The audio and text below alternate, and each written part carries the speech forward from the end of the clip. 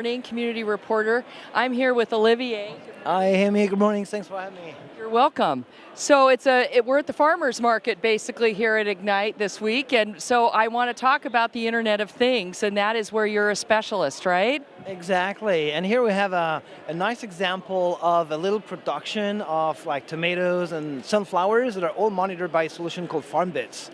That is powered by IoT sensors and devices and by AI in the back end to allow farmers to better produce in terms of quality, in terms of quantity, and start competing with bigger producers. That's great. And I know Satya talked about sustainability in the keynote. So how does IoT play into sustainability? So in general, to be sustainable, you have to understand how your systems are working so that it can optimize power consumption and efficiency of these systems. And you need to gather the data from all these sensors and systems, and you need to extract insights leveraging AI in the cloud, or eventually on-premise at the edge, and then take action. And all the Azure IoT stack allows you to do exactly that. Collect the data, extract insights, and then take action. And we were talking earlier, and we talked about the combination of the AI with the Internet of Things, with IoT, and the ability for farmers in particular to visualize what they need for data in preparing their crops, which is a great thing, because that leads to more sustainability, right? Exactly, and when they have a better understanding of what their soil is in terms of quality, in terms of what they can... Sorry, it's day 3, people. Okay, you all right? Yes, I'm good. I'm not getting any younger. But actually, so we're saying that once the farmer knows better about his soil, he can better fertilize with better quality fertilizers.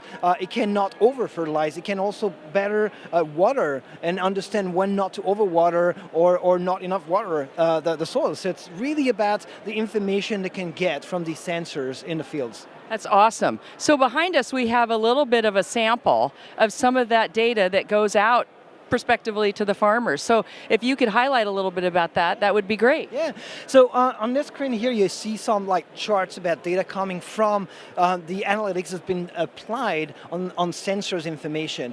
With FarmBit solutions, farmers can just put some sensors in their fields, start an online application, register the devices in there, and then instantly start having the AI applying some insights and some analytics on these data, and giving them the information that they understand and can act upon, versus having to be data scientists themselves and try to define exactly what they want to extract from the data. So the Internet of Things, I mean, everything becomes a computer. Even the equipment, the farming equipment, all of it just becomes a big part of, it's all an IoT ecosystem, correct? Yeah, exactly. The equipment starts to be not just sending data and sharing its data, but it starts to become also more intelligent, because we're starting bringing the intelligence from the cloud to the edge. And all of that trying to be delivering solutions that are actually simple to use and to implement. We're in the business of simplifying IoT.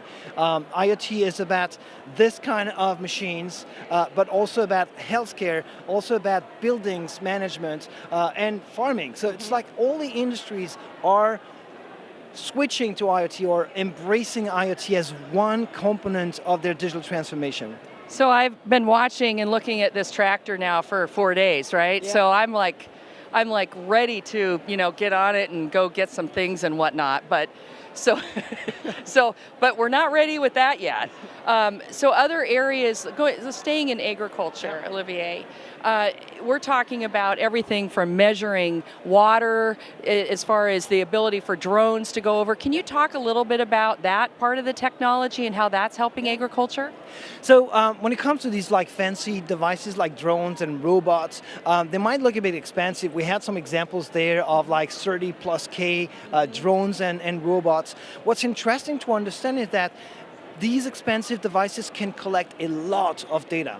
You can have very high definition cameras on a drone that will allow you to measure from eye up in just one flight over the humidity, the quality of the soil down there, and to deliver that to the farmers on a daily basis. Each time the drone goes over, we have a new set of measurements, and then you can enrich your AI models and provide that back to the farmers. Same for the rolling robots in farming that will be able to collect the images and detect that if the crops are doing well or not. Are they too dry? Are they too wet? And you can definitely provide that information with I would say what are simple types of sensors, and not many of them, and really deliver huge value to these customers of ours.